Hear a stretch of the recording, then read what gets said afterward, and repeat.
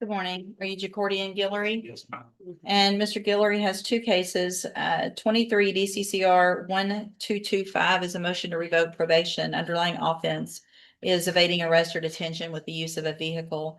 And then we've got 26 DCCR 0631, a new offense of evading arrest or detention with the use of a vehicle. And what is the announcement? Your Honor, I've reviewed the discovery in this case and discussed it with Mr. Guillory. He's advised that he did not commit the new offense, although the state's conveyed what I consider to be a reasonable offer to dispose of the NTRP in the new case.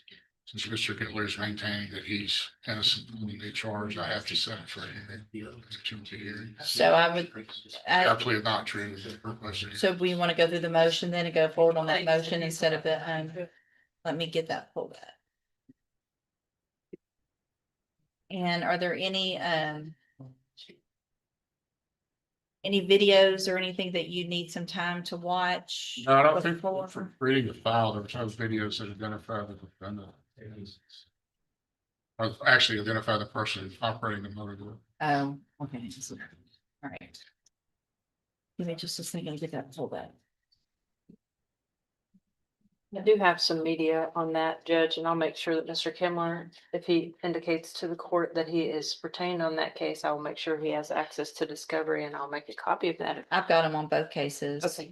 So if you'll make that request, Mr. Kimler, it sounds like there may be something that, And also, Judge, at the appropriate time, if I might just ask the court some questions regarding the bond issues, I'd appreciate that.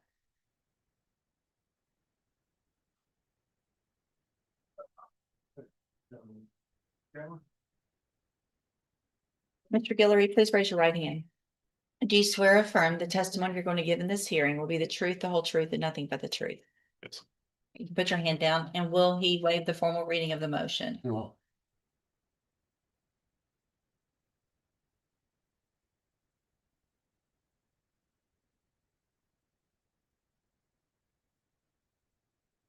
All right, Mr. Guillory, in clause number 23, DCCR 1225, I have a motion to revoke your unadjudicated probation.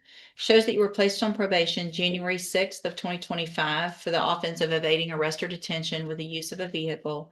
And that was a 4-year deferred probation. Is that correct? yes.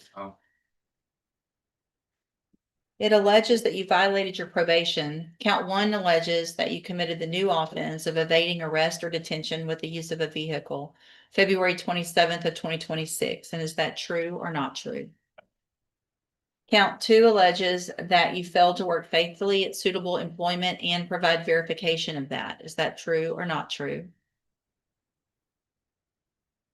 Not true, because It's okay. I'll get the explanations later. I just need to know true or not true. yes, ma'am. Count 3 alleges that you failed to remain in Jefferson County as ordered and that you were in Harris County, February 7th of 2026.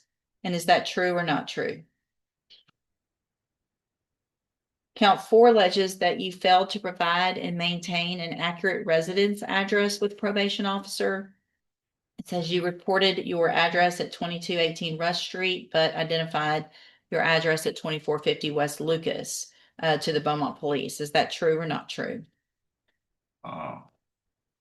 That's not true, because I had to change. All right. Did you tell probation? Yes, ma'am. Okay. Count 5 alleges that you failed to provide documentation verifying the source and amount of your income, 2025 tax returns, etc. Is that true or not true? That's true. Count 6 alleges that you failed to provide verification of performing community service hours as required. Is that true or not true? Not true. Count 7 alleges that you were at a location other than your residence at approximately 11:20 p.m. on February 27th of 2026 in violation of your curfew. Is that true or not true? Was dead. February 27th of 2026. It's not true. Not true. Okay. Count 8 alleges that you are behind in your court assessed fees as of April 20th of 2026 in the amount of $1,812. Is that true or not true? All right. Did you enter your pleas of true to counts 3, 5, and 8 freely and voluntarily?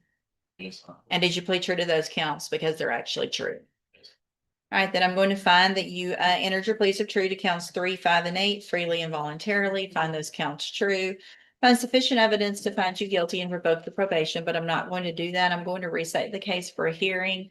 And any discovery or any issues with regard to that new case get taken care of before then. And Ms. Malfino, do you anticipate that being, I guess, just Sure. one officer? One officer and Miss Lopez.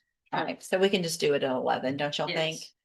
No, just on a regular court date, but at 11, giving us about an hour. Okay, all right, we'll see you back then and we'll get an updated pre-sentence report as well. All right, So, we need a fingerprint over here, please. Oh, wait, is there something else? I'm sorry. No, Come I back. just was gonna let you know, I actually have one of those officers coming for a motion to suppress next week. I don't know if that will give Mr.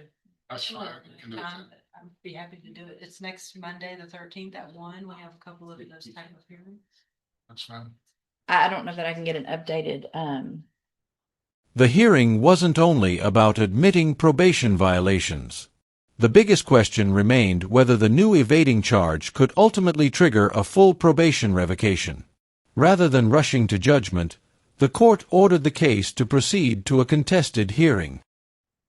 Okay, I just wanted to offer, okay, same officer would be here. it would be, okay, as the 1 o'clock. Let me look at that and make a notation on that and I'll take a look at it after you get. You can, okay, thank you. Well, time, cause number 25, DCCR 1004, you're charged with a state jail felony offense of forgery of a financial instrument from April 8th of 2025. And how do you plead to that charge? Are you pleading guilty freely and voluntarily? Yes. And are you pleading guilty because you actually did what they charged you with? I have here on the tablet some documents that have your signature on them that the state's marked as exhibit number 1. Before you signed these, did you go over them with Mr. Burbank? Yes. Do you fully understand them? Yes. And do you understand if I follow the agreement that you've made with the district attorney that you'll be waiving or giving up any right to appeal? Yes. And it looks like the agreement is for a 5-year deferred probation. There would not be a fine. There would be restitution that would be determined between now and when we come back for sentencing. Is that your understanding? Yes. Do you also understand if you're not a U.S. citizen that a plea of guilty or no contest may result in your deportation, exclusion from admission to the country, or denial of naturalization under federal law? State tenders number 1, Objection, states one. it's admitted. Is there any evidence that Mr. Eli is not competent? No. And I guess I have the restitution it's, now. is it the amount on the indictment of that check, 4,471? No, $55? no, it is not, Judge. It's The- different. Yes, Do y'all want to go? not by ahead? much. I mean, it's 8,132.88. And the only thing I would advise the court is that he has 3 pending, it looks like misdemeanors in Furio County that are not disposed of, to my knowledge. The defendant may know better than those. Do you want to agree to that $8,000 amount or y'all don't agree to that amount? Okay, so I'm going to, case number 1 is admitted, and then I'm going to find Mr. Eli that you entered your plea of guilty freely and voluntarily. Find that you're mentally competent and you understand the nature and the consequences of your plea. Find sufficient evidence to find you guilty. However, I'm going to reset your case. The judge postponed the final decision until all evidence could be reviewed.